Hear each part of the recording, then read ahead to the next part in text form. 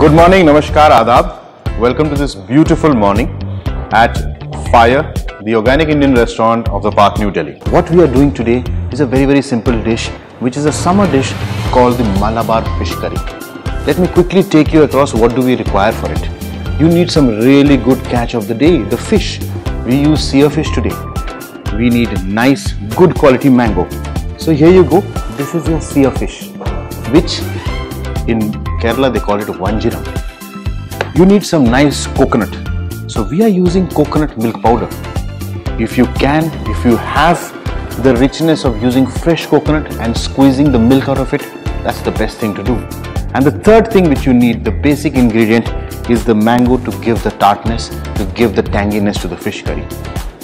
These three things, along with your coconut oil, with your curry leaf tempering, is the best thing to start off your Malabar fish curry. So let's start off as soon as possible. Thank you.